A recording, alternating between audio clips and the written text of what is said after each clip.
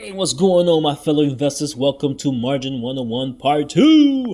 I hope that you're all having a phenomenal week navigating this beautiful, lovely market of ours, because I know this past Friday, it was kicking ass and taking names. And I'm sure that a lot of brokers were probably distributing margin calls left and right. So anyways, just stay the course. If you were one of those investors that got margin calls, stay the course, plan ahead, and let's get to today's topic.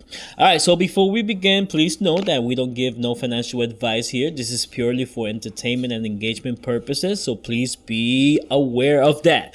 Do your due diligence. Now, let me go to the page that we were at, where we left off. Okay, it was around here somewhere. So either way, since we're already on this page, I want to take a moment to discuss two critical factors of managing your margin, and that is portfolio margin maintenance and individual margin maintenance.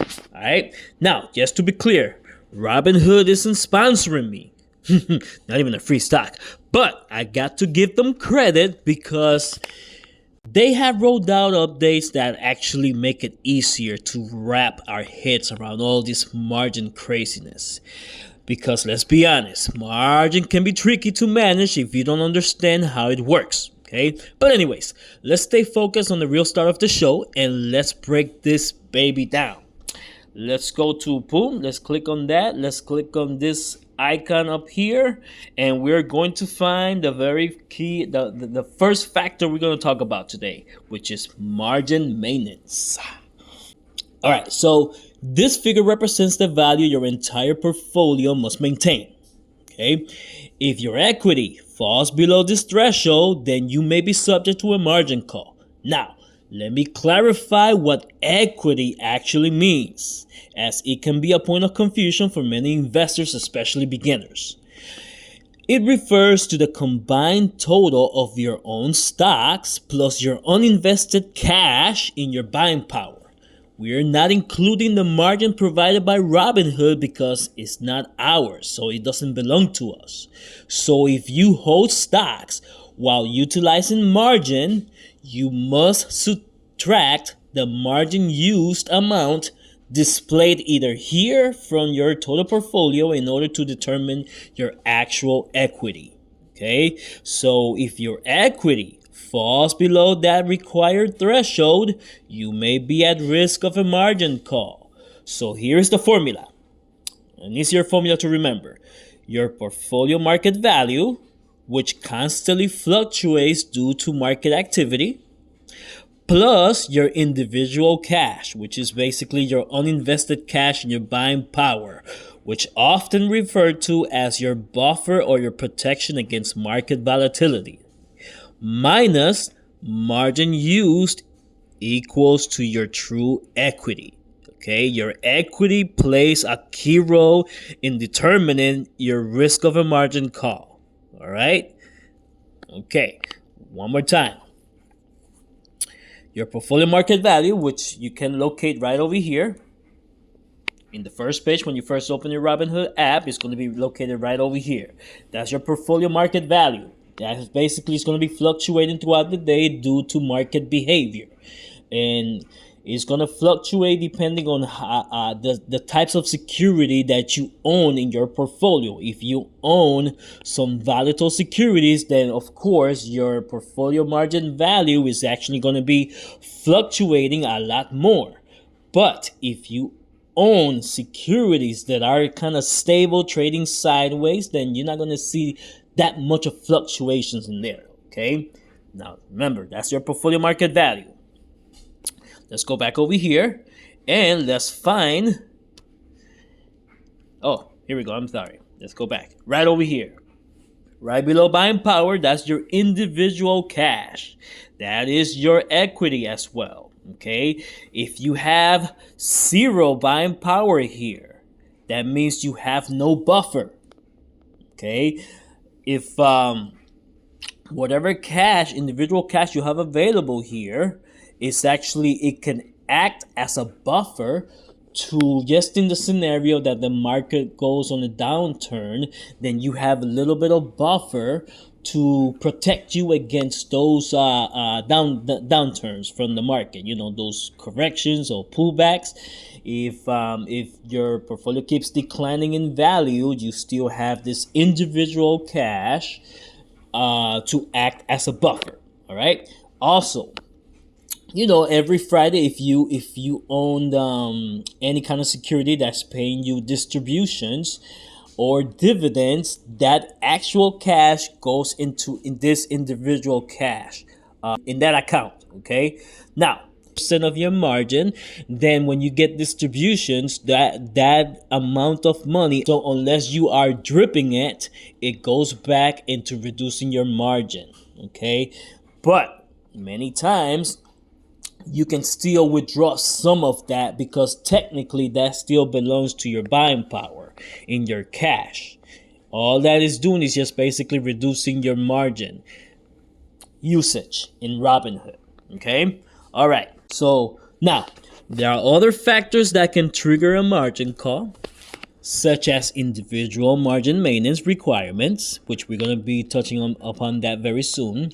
And of course, the market tantrums, like I just told you, when the market goes on a downturn, if you have no buffer or individual cash to help you buffer those downturns, then that can actually get you into a margin call as well. All right.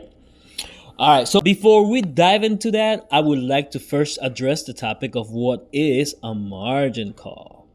Okay, so basically a margin call is a request, no, more like a demand, okay, from your broker asking you to repay some or all of the money you borrowed to invest due to some of your positions or your overall portfolio have declined in value below the requirement thresholds.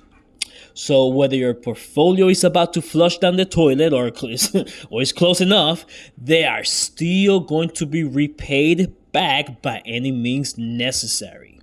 And you may be wondering, how does Robinhood enforce a margin call? Well, they do so by placing restrictions on your account, most notably by freezing up your buying power, which it sucks, because as many of you know, when the market experiences downturn, you know, some investors may view it as a loss, while others see it as a valuable buying opportunity or an ideal time to dollar cost average into your positions. You know what I mean? So, but you know, if you're under a margin call, your account is essentially frozen and you won't be able to benefit from any of those opportunities. Okay. And another major consequence is the negative impact that it can have on your portfolio, particularly if you're in the process of building positions, which that's what I do most of the time. Imagine you have been gradually accumulating shares in one or more securities, and then you're hit with a margin call. Suddenly, you may be forced to liquidate or, sell part of your portfolio, disrupting your long-term investment plan, which it sucks. Okay. But enough about that. Let's go explore the different options we can do during a margin call. So first option, you can deposit additional funds to cover your shortfall. For example, if your deficit is $1,000, then you may deposit that amount, or preferably a bit more, to create a buffer. Okay, as we talked about earlier. Why do you want a buffer? Well, if your position or your portfolio continues to decline after satisfying the initial margin call, you could be subject to another one. So maintaining a cash buffer in your buying power can help mitigate some of that risk, okay? All right, so another option is that you could sell some of your securities to reduce the amount of margin borrowed. This helps cover the margin deficit and brings your account back within the required limits. Sure, you might have to sell positions, but hey, if you have no money, you don't have a choice, right? Okay, so a third option is to allow Robinhood to liquidate positions. And this will happen if no action is taken within the 2 days of your margin call, or if your portfolio or your positions continue to decline within the day. Okay, they will liquidate stuff for you. Now, This option could result in selling assets at a loss, especially if most of your positions are down. So, for this reason, it's not an ideal option in my opinion, though. That's just me because I am frequently managing my portfolio. Think of it like this: you have been carefully building a position in a stock that you believe in, and here comes Robinhood talking about, yep, we need our money back, and we have chosen to sell the shares from that very position you have been building all this time. Okay, all that hard work flushed down the toilet because you decided to allow Robinhood to take action on your behalf. No, no, no, no, not on my clock. Anyways, let's move on to our next and probably last option that we have. We could do a combination of both, depositing extra funds, extra money, and selling a portion of your positions to fulfill the margin call. Okay, very simple, nothing out of this world. Deposit some money and sell some of your positions. Okay, all right. So now that we have ways to handle a margin call, I want to move on to our next topic, and that is individual security margin requirements. That's right, it gets more exciting, especially with this, because some of these securities can wreck a portfolio if you don't know how to choose them wisely or if you lack the ability to manage them appropriately. Okay, I mean, understanding and actively managing them is the key to avoid an unexpected portfolio financial disaster. All right, because some of these positions can take you, they can wreck a portfolio quick. All right, okay, so now give me a moment here while I go find one of my volatile ETFs in my portfolio, and yeah, I know exactly which one I'm going to use. Yep. Yep.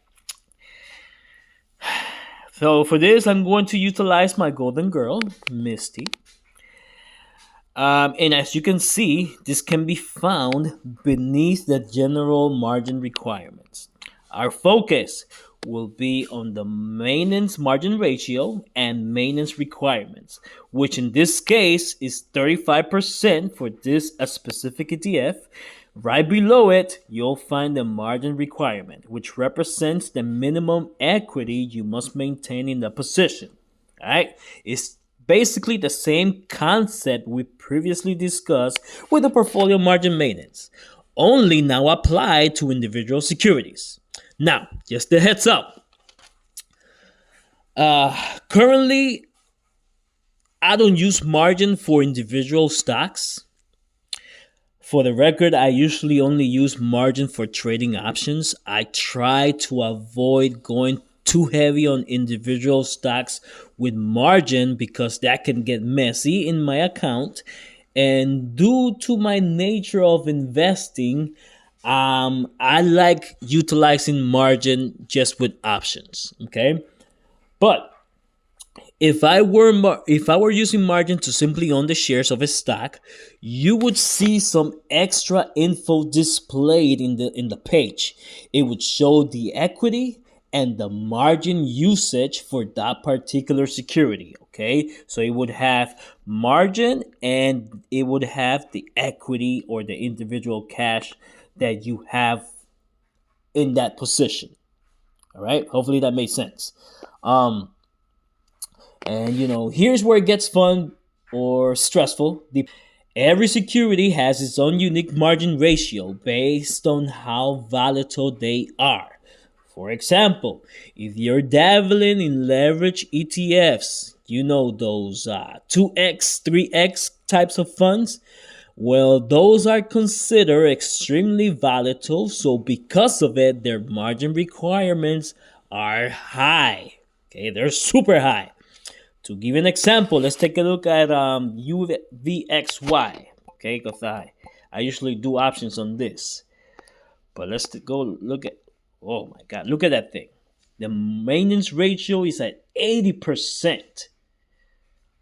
Yeah, I will need a lot of equity in my account and at least a lot of cash buffer to survive the wild swings on this thing, okay? Because yeah, 80% is a lot. It's super high.